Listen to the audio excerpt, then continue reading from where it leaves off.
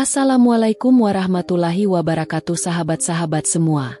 Hari ini saya akan menceritakan kisah langka tentang seorang TKW cantik asal Tegal yang dinikahi Sultan Arab dan hidup di istana megah. Cobaan datang kepada dirinya setelah mengetahui ibunya di kampung sakit.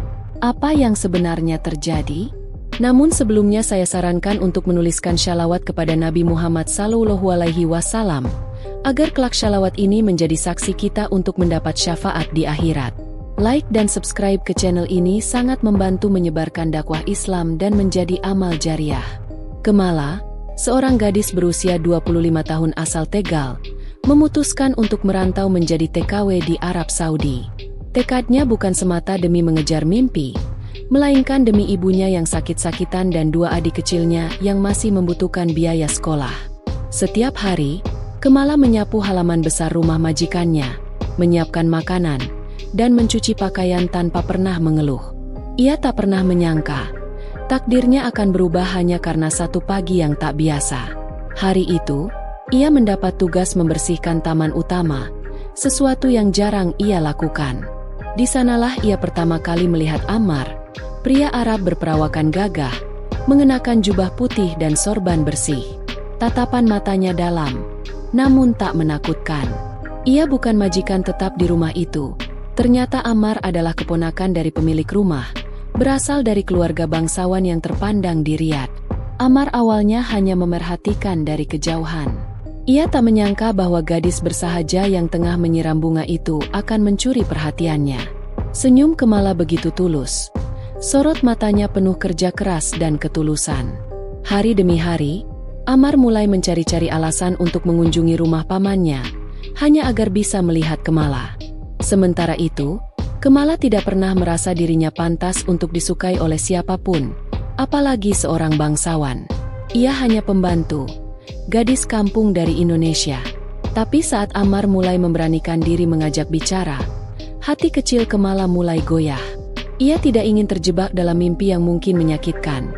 Tapi perlakuan lembut Ammar dan caranya memperlakukan Kemala seperti manusia yang setara membuatnya bimbang. Aku tak peduli siapa kamu atau dari mana asalmu. Aku melihat cahaya pada dirimu, Kemala, ucap Ammar pada suatu sore, saat mereka tak sengaja berbincang di halaman belakang. Kemala terdiam. Kalimat itu begitu dalam, tapi juga menakutkan. Ia tahu, perbedaan mereka bukan sekadar soal budaya, tapi juga status sosial. Dan ia benar. Ketika hubungan mereka mulai tercium oleh keluarga Ammar, badai penolakan datang tanpa ampun. Kamu bisa memilih siapapun di negara ini. Kenapa harus dia? Dia pembantu, bukan dari darah kita. Bentak salah satu paman Ammar saat keluarga besar berkumpul. Namun Ammar tidak goyah. Ia berdiri tegak, menentang semua tradisi dan ekspektasi yang selama ini membelenggunya. Kalau kalian ingin aku menikahi wanita yang tidak aku cintai hanya karena status, maka aku lebih baik hidup tanpa gelar. Kemala pun terperangah. Belum pernah ada pria yang memperjuangkannya seperti itu. Ia merasa dihormati, dilindungi, dan dicintai sepenuh hati. Tapi perjuangan belum selesai. Tekanan dari keluarga Ammar makin keras. Bahkan ada desakan agar Kemala dipulangkan ke Indonesia secara diam-diam. Namun hati Ammar lebih kuat dari badai. Ia memutuskan untuk membawa Kemala pergi dari rumah pamannya, menyewa rumah kecil sementara mereka memikirkan langkah berikutnya. Di tempat itulah cinta mereka tumbuh dalam diam. Ammar mengajarkan Kemala bahasa Arab.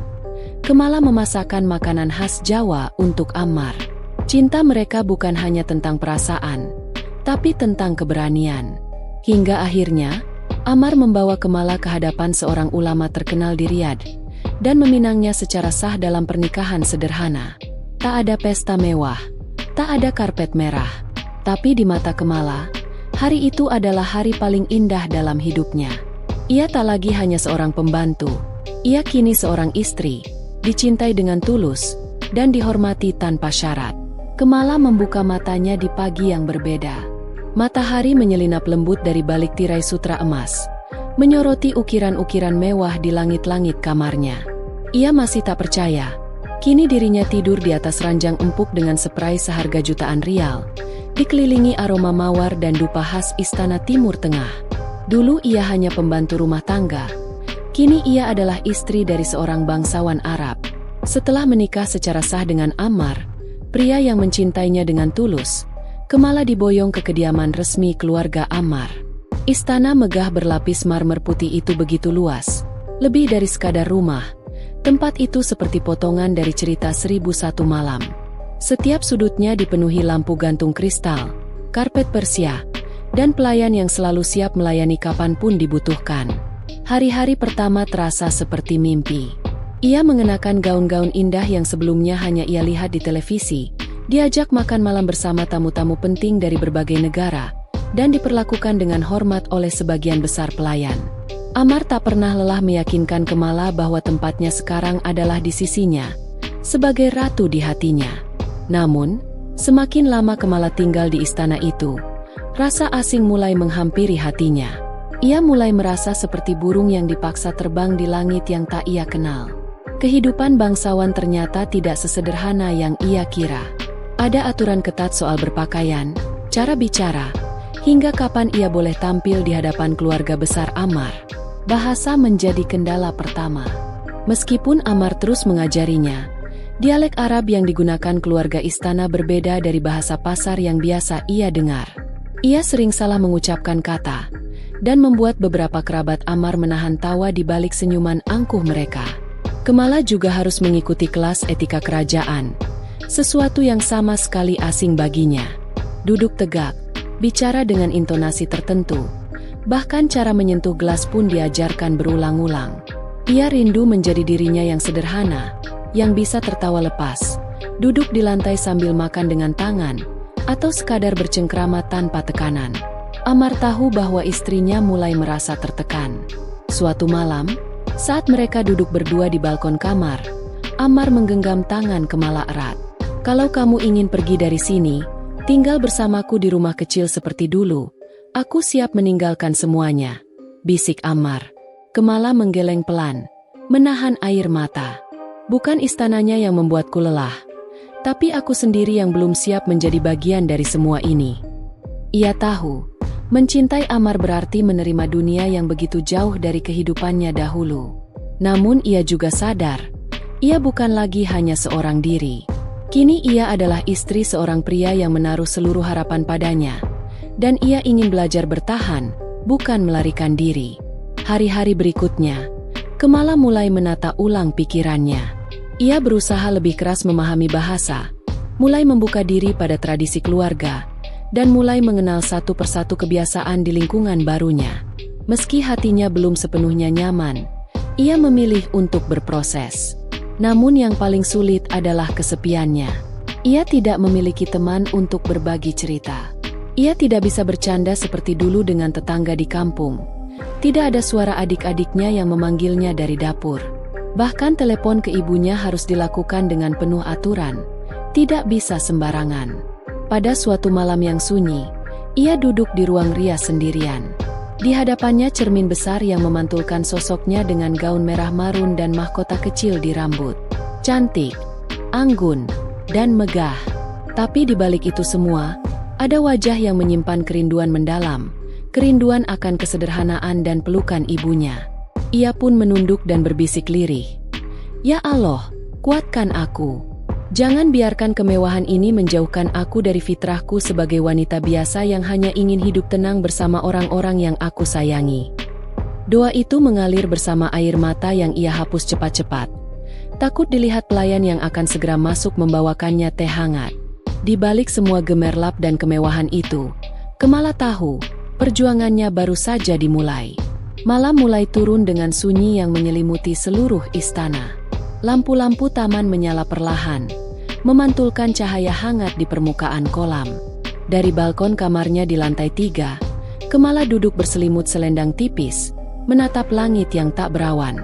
Di balik kemegahan dan keindahan itu, hatinya diliputi sepi yang tak bisa dijelaskan. Ia memejamkan mata, dan dalam sekejap, pikirannya terbang jauh ke kampung halamannya di Tegal. Ia bisa mencium aroma tumis kangkung buatan ibunya yang selalu khas, mendengar suara ibu memanggil dari dapur, dan mencium harum tanah basah setelah hujan yang biasa datang tiba-tiba di sore hari. Bahkan suara azan dari musola kecil di ujung gang pun kini terngiang jelas di telinganya. Kemala sadar, sudah berbulan-bulan ia tidak menyentuh tanah kampungnya. Ia tidak lagi bisa memeluk ibunya, tidak bisa menemani adik-adiknya bercanda sambil makan nasi goreng di teras. Semua itu tergantikan oleh perabot mahal, pelayan yang menjaga jarak, dan protokol kerajaan yang membungkus hidupnya setiap hari. Di saat rindu itu membuncah, sebuah kabar menghentak dunianya. Salah satu sepupu dari Tegal mengirim pesan singkat, memberitahukan bahwa ibunya jatuh sakit. Tubuhnya melemah, tidak bisa bangun dari tempat tidur. Tangannya bergetar saat membaca pesan itu.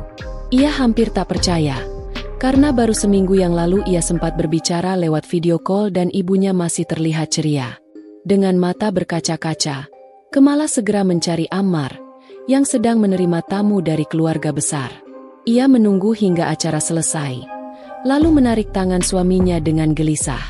"Aku ingin pulang ke Tegal. Ibu sakit, dan aku harus ada di sisinya," ucapnya dengan suara parau. Ammar mengangguk dengan penuh pengertian, namun ekspresi wajahnya menunjukkan kebimbangan. "Aku paham, sayang, tapi izin dari keluarga harus ada. Kalau kamu pergi sekarang tanpa persetujuan resmi, mereka akan menganggapmu tidak patuh dan mencoreng nama keluarga," jelas Ammar dengan lembut. Kemala terdiam. Ia tahu betul, setiap tindakan seorang anggota keluarga bangsawan memiliki konsekuensi besar. Bahkan sekadar pulang kampung pun harus melalui banyak pertimbangan. Tapi ini soal ibunya, sosok yang melahirkannya, membesarkannya dengan penuh cinta, bahkan rela melepasnya merantau ke negeri orang demi kehidupan yang lebih baik. "Aku tidak peduli soal gelar, istana, atau nama baik. Aku hanya ingin pulang sebentar, Ammar. Aku ingin memeluk ibu sebelum semuanya terlambat," ucap Kemala sambil menahan air mata yang hampir tumpah. Ammar kembali terdiam. Ia mencintai istrinya, tapi ia juga bagian dari keluarga kerajaan yang terikat oleh peraturan dan nama baik. Ia tahu, jika Kemala memaksa pergi, ia bisa diasingkan, bahkan dicabut haknya sebagai istri bangsawan.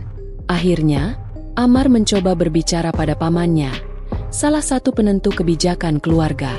Namun jawabannya dingin dan tegas. Perempuan itu belum memahami posisinya. "Kita tidak bisa membiarkan istri bangsawan kembali ke kampung di saat situasi istana sedang banyak tamu. Itu mencoreng martabat kita," kata pamannya, tanpa memberi ruang diskusi. Kemala yang mendengar hal itu hanya bisa menggigit bibir. Dadanya sesak. Ia tidak bisa berkata-kata. Hatinya seperti terkoyak. Ia ingin menjerit, ingin berteriak bahwa tidak semua hal bisa diukur dengan martabat atau nama besar. Malam itu, Kemala kembali ke balkon kamarnya. Ia membawa foto ibunya yang dulu selalu ia simpan di dalam dompet saat masih bekerja sebagai TKW. Ia letakkan foto itu di pangkuannya, dan air mata akhirnya tak tertahan lagi. "Ya Allah, jangan ambil ibu dariku sebelum aku sempat memeluknya sekali lagi," bisiknya dalam hati. Kemewahan istana kini terasa hambar. Semua perhiasan, pakaian mahal, dan gelar bangsawan tidak bisa menggantikan satu pelukan dari ibu yang sedang sakit di rumah kecil mereka di Tegal. Rasa rindu itu kini berubah menjadi luka yang menganga. Luka yang tak bisa disembuhkan oleh harta atau status. Hari-hari berikutnya dilalui Kemala dengan gelisah. Setiap detik terasa seperti penyiksaan batin. Ia terus menanti kabar dari kampung, berharap ada keajaiban, atau paling tidak, izin yang bisa membawanya pulang walau hanya sebentar. Namun sampai hari itu berlalu, satu hal yang ia pahami semakin dalam, bahwa tidak semua hal bisa dibeli dengan kemewahan. Ada rindu, ada cinta, dan ada air mata yang hanya bisa diredakan dengan kehadiran. Dan itulah yang kini ia perjuangkan, meski seluruh istana menentangnya. Kemala duduk di meja riasnya, memandangi bayangan dirinya di cermin besar berbingkai emas. Gaun indah berwarna gading membalut tubuhnya dengan anggun. Rambutnya tertata sempurna, wajahnya pun tampak berseri di mata siapapun yang melihat. Tapi di balik senyum itu, hatinya kosong. Ada ruang hampa yang tidak bisa diisi dengan keindahan. Hari-hari di istana berjalan seperti rutinitas yang mewah, tapi terasa kaku. Pelayan menyiapkan makanan terbaik, Kamar selalu harum dengan bunga segar, dan setiap langkahnya selalu diiringi senyuman palsu para penjaga. Namun tidak ada satupun dari itu yang membuatnya merasa hidup. Yang ada hanyalah rindu yang diam-diam terus tumbuh dan menyiksa batinnya. Ia ingin sekali berbicara pada Ammar. Ingin mengatakan bahwa ia merasa kesepian, bahwa hatinya rindu kampung halaman, rindu ibunya, rindu menjadi dirinya sendiri tanpa harus menjaga wibawa keluarga kerajaan. Tapi lidahnya selalu keluh. Setiap kali Ammar mendekat, ia hanya bisa tersenyum dan berpura-pura bahagia. "Aku bahagia, kok," katanya suatu malam ketika Ammar menatap matanya lekat-lekat. Ammar hanya tersenyum, mengusap rambut Kemala perlahan, lalu memeluknya. Tapi pelukan itu justru membuat Kemala semakin ingin menangis. Ia tahu, Ammar mencintainya. Tapi cinta saja tak cukup ketika hati terus dipaksa berbohong. Kemala mulai menulis surat. Diam-diam, ia mencurahkan isi hatinya ke dalam secari kertas yang ia sembunyikan di balik buku harian. Surat itu ditujukan untuk ibunya, tapi tak pernah benar-benar ia kirim. Ia tahu, jika pihak kerajaan tahu ia menghubungi keluarganya tanpa izin, bisa jadi masalah besar. "Ibu, apa kabar? Maaf, aku belum bisa pulang. Aku rindu, sangat rindu. Hidupku di sini megah, Bu, tapi hatiku kering. Aku ingin mendengar suara ibu, ingin merasakan peluk ibu. Aku merasa seperti terpenjara, Bu. Tapi aku harus kuat, harus tersenyum agar tak dianggap lemah." Kemala meneteskan air mata saat menulis itu. Tapi begitu pagi menjelang, ia kembali mengenakan senyum yang biasa. Ia menghadiri jamuan makan, menemani Ammar bertemu tamu, dan sesekali ikut acara-acara kebangsawanan yang penuh pujian namun juga penuh batasan. Rasa takut mulai tumbuh dalam dirinya. Takut jika terus memendam semuanya, ia akan pecah. Tapi lebih takut lagi jika saat ia akhirnya bicara, ia justru dianggap tak tahu diri. "Sampai kapan aku harus diam?" bisiknya pada dirinya sendiri suatu malam. Langit di luar tampak kelam. Hujan turun pelan-pelan membasahi jendela kamarnya. Kemala berdiri di balik tirai, memandangi derasnya hujan, dan merasa sangat sendiri. Ia ingin keluar dari ruangan itu, keluar dari istana, bahkan keluar dari gelar-gelar yang membebani langkahnya. Tapi langkah itu bukan perkara mudah. Ia adalah istri seorang bangsawan. Apapun tindakannya akan menjadi bahan pembicaraan seluruh keluarga kerajaan. Jika ia memberontak, bukan hanya dirinya yang dinilai buruk, tapi juga suaminya. Dan Kemala tidak ingin membuat Ammar terluka oleh keputusan hatinya. Maka ia kembali memilih diam, memendam, menyembunyikan tangisnya di balik senyum. Menyapa para tamu dengan sopan, menunduk saat bicara pada anggota keluarga kerajaan, dan tersenyum di depan para pelayan. Namun, diam-diam hatinya mulai retak. Ia merasa bukan lagi dirinya. Ia berubah menjadi seseorang yang hanya menjalani hari tanpa jiwa. Ia rindu menjadi Kemala yang dulu, yang tertawa lepas, yang memeluk ibu kapan saja, yang duduk di teras sambil menyeruput teh manis buatan sendiri. Kini, ia hanya bisa menulis. Menulis surat-surat yang tak tahu akan dikirim kemana. Surat-surat yang menjadi saksi bahwa di balik kehidupan Mbak Putri di istana, ada seorang perempuan yang perlahan kehilangan dirinya sendiri. Malam itu, bulan menggantung rendah di langit istana. Langit bersih tanpa awan, tapi suasana di kamar utama terasa begitu berat. Udara seperti menahan napas, menanti sesuatu yang akan pecah kapan saja. Kemala berdiri di balkon, tangan menggenggam erat pinggiran besi. Tatapannya jauh, menembus malam. Di dadanya, ada gelombang emosi yang tak bisa lagi ia redam. Hatinya sudah terlalu lama menanggung rindu dan luka yang terus ia sembunyikan. Ammar masuk ke kamar dengan langkah pelan. Ia melihat punggung Kemala di bawah cahaya bulan. "Kamu belum tidur?" tanyanya lembut. Kemala tak menjawab, hanya menghela napas panjang. Lalu dengan suara lirih, ia berkata, "Aku ingin pulang." Ammar terdiam. Dahi pria itu mengernyit. "Maksudmu pulang ke Tegal?"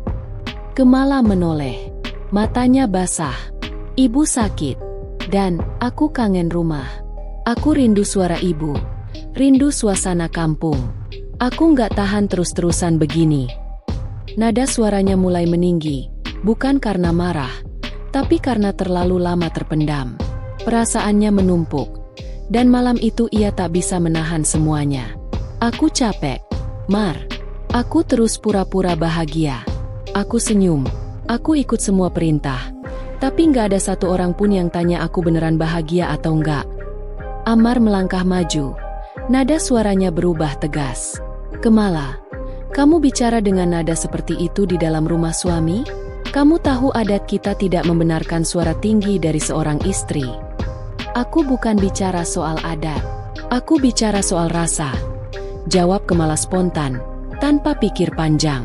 Hening sejenak. Suasana berubah kaku. Wajah Amar berubah dingin. Ia tak terbiasa melihat Kemala bicara seperti itu. Baginya, seorang istri harus lembut, tenang, dan tahu tempatnya. Tapi Kemala malam ini berbeda. Ia terluka. Dan akhirnya, ia jujur. Kalau kamu merasa hidupmu di sini menyiksa, kenapa dulu kamu terima lamaranku? Tanya Amar pelan, tapi tajam. Kemala terdiam. Air mata jatuh tanpa suara.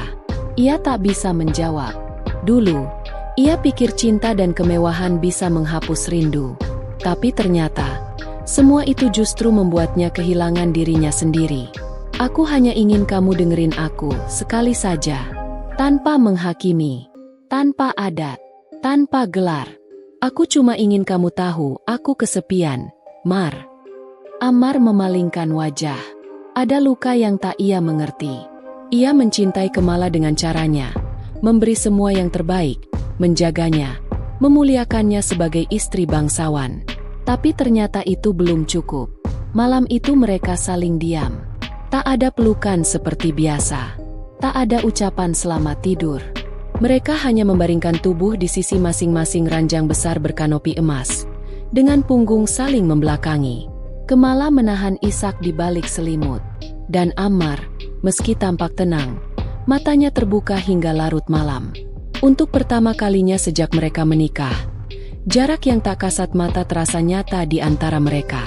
Kejujuran akhirnya terucap. Tapi mungkin, sudah terlalu terlambat. Pagi datang dengan sunyi yang masih menggantung. Matahari mulai menyusup dari selat tirai. Tapi suasana kamar tetap dingin. Seolah kehangatan enggan hadir setelah malam yang penuh luka. Amar bangun lebih awal dari biasanya. Ia duduk di tepi ranjang, menatap Kemala yang masih terlelap. Wajahnya tenang meski semalam penuh air mata. Hari itu, Amar tak langsung pergi ke kantor kerajaan seperti biasanya. Ada rasa yang belum selesai ia cerna. Kata-kata Kemala terus terngiang dalam benaknya, menyelinap masuk tanpa bisa diusir. Di ruang makan, ia duduk sendirian. Secangkir teh hangat hanya disentuh. Tak benar-benar diminum. Matanya menangkap sebuah buku kecil yang tergeletak di pojok meja. Sebuah jurnal bersampul kain batik, milik Kemala. Biasanya ia tak pernah menyentuh barang pribadi istrinya. Tapi hari itu, entah kenapa, tangannya tergerak membuka halaman pertama. Tulisan tangan Kemala memenuhi halaman-halaman itu. Tertata rapi, penuh perasaan. Di balik kata-kata itu, Amar membaca sesuatu yang selama ini luput dari penglihatannya. Kerinduan, kesedihan, dan kehilangan jati diri. Aku kangen suara ibu masak di dapur, suara ayam jago tetangga, dan obrolan ringan sambil nyapu halaman. Aku rindu naik motor tua bapak ke pasar, beli jajanan kesukaan waktu kecil.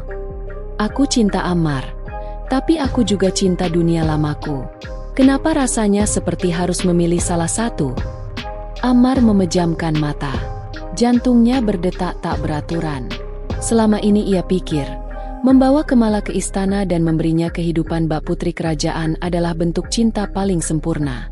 Tapi ia lupa, cinta bukan tentang mengganti, melainkan menerima.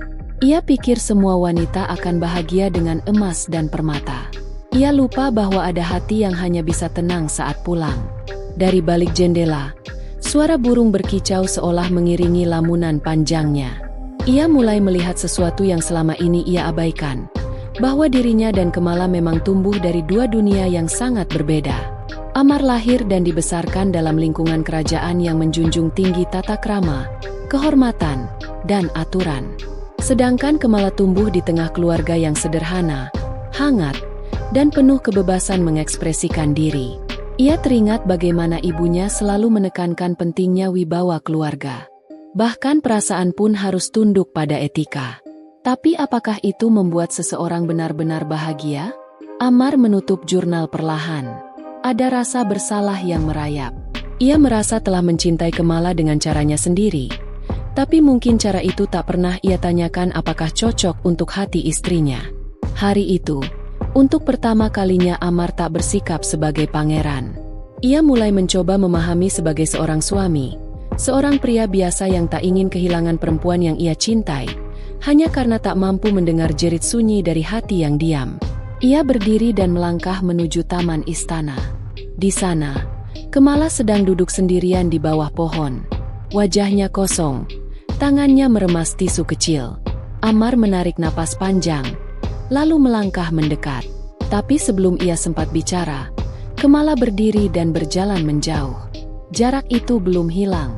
Tapi di hati Ammar, sudah mulai tumbuh keinginan untuk menjembatani dua dunia mereka. Mungkin jalannya tak mudah, tapi untuk cinta yang tulus, tak ada yang terlalu jauh untuk diperjuangkan. Ruang kerja Ammar terasa sunyi lebih dari biasanya. Lampu gantung kristal memantulkan cahaya lembut ke dinding-dinding istana yang dingin dan megah. Di atas meja kerjanya, sebuah amplop putih tergeletak, tanpa nama, tanpa segel resmi. Tapi Ammar tahu betul, itu dari Kamala. Tangannya gemetar saat membuka surat itu. Di balik lipatan kertas yang sederhana, tertulis kalimat-kalimat yang menusuk perlahan. Bukan karena kasar, tapi karena jujur. Ammar, aku tahu kamu mencintaiku, tapi aku ingin kamu tahu bahwa cinta bukan hanya tentang memberi segalanya. Aku tidak butuh istana. Aku tidak minta perhiasan. Yang aku rindukan hanyalah kebebasan untuk merasa, dan ruang untuk menjadi diriku sendiri. Ammar menarik napas dalam. Pandangannya mengabur. Setiap kata dari surat itu seperti membuka luka yang selama ini tak pernah ia sadari. Ia telah mencintai dengan caranya, tapi lupa menanyakan cara apa yang dibutuhkan hati Kamala. Kadang aku merasa sendiri di tengah kemewahan ini, seperti burung yang indah, tapi dikurung dalam sangkar emas. Sayapku tak patah, tapi aku tidak tahu kemana harus terbang. Kertas itu kini basah di sudutnya. Air mata Ammar jatuh tanpa bisa ia tahan. Bukan karena marah, tapi karena takut. Takut kehilangan. Takut semua kenangan indah mereka akan berubah menjadi kisah yang hanya dikenang, bukan lagi dijalani. Ia menatap keluar jendela. Langit malam tampak kelam, seolah ikut merasakan gundah di dadanya. Dalam diam, ia mulai bertanya pada dirinya sendiri. Apakah selama ini ia terlalu memaksa Kamala untuk masuk ke dalam hidupnya? Tanpa membuka pintu untuk masuk ke hidup Kamala, hati Ammar bergetar hebat. Ia merasa asing dalam kehidupannya sendiri. Istana ini terlalu besar, terlalu sunyi jika tidak ada suara tawa dan candaan Kamala. Ia bisa memerintah ratusan orang, tapi gagal mengerti satu hati yang paling ia cintai. Perasaan kehilangan mulai menyusup perlahan. Meski Kamala masih ada di sana, Ammar merasa seperti telah ditinggalkan. Ia mulai dihantui pertanyaan-pertanyaan yang tak bisa dijawab. Bagaimana jika Kamala benar-benar ingin pergi? Bagaimana jika semua perjuangan cintaku tak cukup membuatnya bertahan? Ketakutan itu membelit seperti tali yang menjerat. Ia mulai merasa kehilangan bahkan sebelum perpisahan benar-benar terjadi. Ia merasa waktu yang selama ini mereka habiskan bersama mulai dihitung mundur oleh jarak yang tercipta di hati. Ammar memejamkan mata, mencoba menenangkan diri. Tapi semakin ia mencoba mengabaikan perasaan itu, semakin terasa dalam. Ia tahu, tak ada mahkota yang bisa menahan cinta jika cinta itu merasa tak dimengerti. Lalu, dengan suara pelan, ia berbisik kepada dirinya sendiri. Aku tidak ingin menjadi raja yang kehilangan ratunya hanya karena terlalu sibuk menjaga tahta. Ia sadar, saatnya bukan hanya memberi, tapi juga mendengar. Bukan hanya mengatur, tapi juga memahami. Kemala tidak sedang memberontak. Ia hanya ingin dimengerti. Dan mungkin, itulah bentuk cinta paling tulus yang selama ini terabaikan. Pagi itu, matahari belum sepenuhnya naik saat Ammar duduk diam di balkon kamar. Angin gurun yang biasanya kering, hari ini terasa lebih lembut. Langit pun seolah ikut diam, seolah menanti sesuatu yang tak biasa terjadi di istana. Kemala berdiri tak jauh dari sana, menggenggam selembar surat izin yang telah ditandatangani oleh Ammar sendiri. Matanya sembab, namun senyumnya merekah seperti fajar yang menyapa pagi setelah malam yang panjang. Ia tak percaya, hari ini benar-benar tiba. Semalam, Ammar memanggilnya ke ruang kerja. Tidak ada suara tinggi, tidak ada debat. Hanya dua hati yang akhirnya berani membuka luka dan saling mendengar. Aku tahu, aku terlalu sibuk membuatmu bahagia dengan cara yang kupahami sendiri, ujar Ammar dengan suara berat, menahan emosi. Tapi hari ini, aku ingin belajar mencintaimu dengan cara yang kamu butuhkan. Jika pulang bisa membuatmu merasa utuh kembali, maka pulanglah, Kemala. Kemala menangis dalam diam saat itu. Bukan karena sedih, tapi karena untuk pertama kalinya ia merasa benar-benar dimengerti. Rasa sesak yang selama ini ia tahan seperti luruh seketika. Ia tidak merasa lari, tapi diberi ruang. Tidak merasa menyerah, tapi diberi kesempatan. Pagi ini, koper kecil telah rapi di pinggir pintu.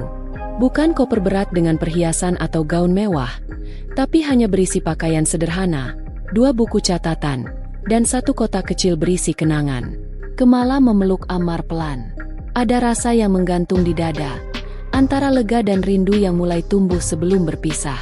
Aku tidak tahu harus berapa lama di sana, ucap Kemala lirih. Tapi aku janji akan kembali. Ammar mengangguk, tatapan matanya lembut, namun jelas menyimpan kecemasan yang tak bisa ia sembunyikan. Aku tidak akan menghitung hari, tapi aku akan berdoa setiap malam. Untuk keselamatanmu, untuk hatimu, dan untuk kita. Sopir istana telah menunggu di depan. Mobil hitam panjang itu siap membawa Kemala ke bandara. Beberapa pelayan yang setia padanya berdiri berjajar, memberi salam dan ucapan selamat jalan. Kemala membalas dengan senyum tipis dan mata berkaca. Langkahnya perlahan namun pasti. Setiap detik seperti memperpanjang waktu. Tapi Kemala tahu, ia harus melangkah. Bukan untuk menjauh, tapi untuk kembali menemukan dirinya sendiri. Duduk di dalam mobil, Kemala memandang keluar jendela. Gurun pasir yang luas terbentang di kejauhan. Angin membawa debu, namun juga membawa harapan. Ia membuka catatannya dan menulis 1 kalimat sebelum mobil bergerak. Aku pulang, bukan karena tidak mencintaimu, tapi karena aku ingin kembali dengan cinta yang lebih kuat. Di istana, Ammar masih berdiri di balkon. Matanya menatap langit, mencoba membaca pertanda dari awan-awan yang berarak. Ia tahu, keputusannya tidak mudah. Tapi ia juga sadar, cinta bukan tentang menahan seseorang di dekatmu. Cinta adalah membiarkannya pulang saat hatinya rindu, dan percaya bahwa jika ia benar-benar mencintaimu, maka ia akan kembali. Dan di dalam doa malamnya, Ammar mengucapkan 1 kalimat yang tak pernah ia lewatkan sejak Kemala datang ke dalam hidupnya. Ya Allah, jagalah dia dalam peluk Mu, sebagaimana aku ingin menjaganya dalam pelukku. Langit pagi di Tegal tak pernah berubah. Masih biru pucat dengan desir angin yang menembus celah-celah jendela rumah sederhana. Namun kali ini, hati Kemala yang berubah. Ia kembali ke tanah kelahirannya dengan hati yang tak lagi rapuh, tapi belum sepenuhnya kuat. Ada janji yang ia bawa dari jauh. Janji yang terucap dari bibir Ammar dengan penuh harap. Aku akan menghubungimu setiap hari, ucap Ammar di bandara. Genggamannya erat di tangan Kemala. Dan kamu tolong jaga dirimu. Jangan pernah merasa sendirian. Kemala mengangguk pelan. Bibirnya bergetar menahan air mata. Aku hanya pergi untuk menyembuhkan luka, bukan untuk menjauh darimu. Mereka berpelukan lama, seperti 2 jiwa yang belum siap terpisah. Tapi cinta, jika sejati, akan tetap bertahan meski raga berjauhan. Namun ketika Kemala kembali ke kampung halaman, dunia tak lagi sehangat kenangan masa kecil. Di balik senyum tetangga dan ucapan selamat datang, ada bisik-bisik yang menusuk seperti duri dalam daging. Itu yang dari Arab itu, ya? Bisik seorang ibu di warung. Katanya suaminya ninggalin dia. Mungkin cuma jadi selingan aja tuh. Aduh, kasihan. Pulang-pulang gak bawa anak. Malah ibunya yang tambah sakit. Sahut yang lain. Kemala mendengarnya. Ia pura-pura tak peduli. Tapi di dalam kamar, saat malam datang, ia menangis sendiri. Di pelukannya, ibunya terbaring lemah. Dokter bilang, penyakitnya membutuhkan pengobatan intensif dan biaya yang tidak sedikit. Uang yang Kemala bawa dari Arab mulai menipis. Sementara tawaran kerja belum juga datang. Hari-harinya diisi dengan merawat ibu, menjahit untuk tetangga, dan menunggu telepon dari Ammar yang selalu datang di waktu yang sama. Suara Ammar menjadi obat yang tak bisa dibeli, menjadi penguat yang tak terlihat. "Aku rindu kamu," ucap Ammar suatu malam. "Aku juga," jawab Kemala dengan suara gemetar. "Tapi aku harus kuat di sini. Ibuku makin lemah. Aku akan kirim uang lagi. Jangan ragu bilang kalau kamu butuh apa-apa. Tapi aku juga ingin berdiri dengan kakiku sendiri, Ammar. Biar orang-orang tahu aku bukan cuma menumpang kemewahan." Kemala tahu, cintanya bukan sekadar romansa. Ia ingin menjadi istri yang menguatkan, bukan yang bergantung. Namun cobaan datang bersamaan, seperti hujan deras di musim kemarau. Cibiran dari tetangga makin menjadi. Bahkan ada yang menyindir bahwa Kemala mungkin sudah diceraikan diam-diam, atau hanya sekadar perempuan penghibur dari kampung yang dipakai lalu ditinggal. Sakit hati itu membekas, tapi Kemala memilih diam. Yang lebih membuatnya menangis adalah melihat ibunya yang semakin lemah. Ia duduk di sisi ranjang, menggenggam tangan yang dulu membesarkannya dengan penuh kasih. "Mak, maafin Kemala ya, belum bisa bahagiain Mak dengan cucu atau rumah bagus." Ibunya membuka mata dengan senyum lemah. "Kamu sudah bahagiain Mak, Nak, dengan hatimu yang sabar dan doa-doamu yang tulus." Kemala pun berdoa lebih dalam, lebih lama. "Ya Allah, beri aku kekuatan. Beri aku jalan keluar. Aku ingin bahagiakan suamiku, bahagiakan orang tuaku. Aku ingin anak. Ya Allah, agar aku bisa punya pelengkap cinta dalam rumah tanggaku." Malam itu, ia menulis surat untuk Ammar. Bukan surat keluhan, tapi surat harapan. Tentang keinginannya memiliki momongan. Tentang mimpinya membangun rumah tangga yang tidak hanya mewah di mata dunia, tapi utuh di mata langit. Dan seperti biasa, sebelum tidur, ia memandangi layar ponsel, menunggu suara yang kini menjadi pelita di hatinya. "Assalamualaikum, istriku sudah tidur belum?" Senyum pun mengembang. Jarak mungkin memisahkan tubuh, tapi tidak cinta. Dan janji itu terus terjaga, di antara jarak, doa, dan kesabaran. Pagi itu, suara deru mobil asing membelah jalan sempit kampung yang biasanya hanya dilalui sepeda dan motor tua. Anak-anak berlarian, ibu-ibu keluar rumah dengan wajah penasaran. Di tengah keheningan yang penuh tanya, seorang pria tinggi dengan sorban putih turun dari mobil. Wajahnya bersih, matanya lembut, dan senyumnya membawa ketenangan. Dialah Ammar, suami Kemala, sang sultan dari Arab Saudi. Kemala yang saat itu sedang menyuapi ibunya langsung membeku ketika mendengar namanya dipanggil dari luar. Ia keluar rumah dengan langkah gemetar, tak percaya akan apa yang dilihat matanya. Ammar berdiri di sana, membawa cinta, harapan, dan kejutan yang tak bisa diungkapkan kata-kata. "Aku rindu," ucap Ammar pelan, lalu memeluk Kemala dengan hangat di hadapan seluruh warga kampung. Ia datang bukan hanya untuk mengobati rindu, tapi juga membawa jawaban dari semua doa yang selama ini terpanjat. Ammar langsung menemui ibu mertua yang sedang terbaring sakit, menggenggam tangannya dan berkata, "Insya Allah, ibu akan sembuh. Saya akan bantu semua pengobatannya." Hari itu juga, Ammar memanggil dokter terbaik, membayar seluruh biaya rumah sakit, dan mengurus segala keperluan dengan tangannya sendiri. Tak hanya itu, ia membawakan oleh-oleh dari Arab Saudi yang jumlahnya tak terhitung, dari kurma terbaik, parfum, kain, hingga emas untuk keluarga Kemala. Namun kejutan paling besar adalah saat Ammar berdiri di tengah tanah kosong di samping rumah Kemala, tempat mushola Reot berdiri. "Saya ingin bangun masjid di sini," katanya tegas, "agar warga bisa beribadah dengan nyaman. Ini sebagai bentuk syukur saya kepada Allah." Dalam waktu 2 minggu, mushola itu berubah menjadi masjid megah yang sederhana namun kokoh, dengan kubah kecil berwarna hijau dan tulisan kaligrafi indah di bagian mimbar. Warga kampung tak henti-hentinya bersyukur. Yang dulu mencibir, kini memuji. Yang dulu meragukan cinta Ammar dan Kemala, kini hanya bisa tertunduk malu. Kesehatan ibu Kemala berangsur-angsur membaik. Wajahnya mulai cerah.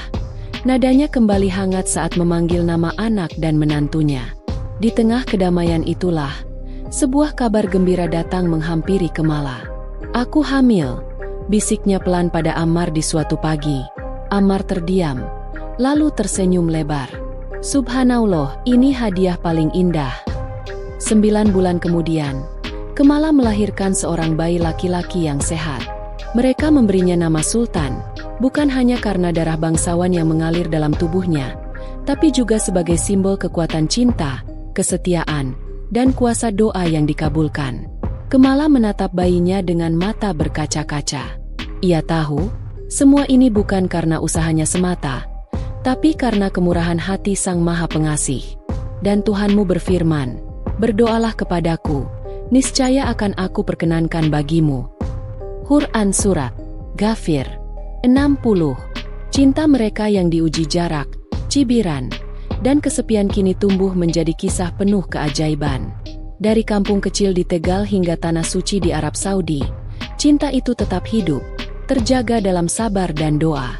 Catatan, cerita ini adalah kisah fiktif yang dibuat seolah-olah nyata agar kita bisa mengambil hikmahnya.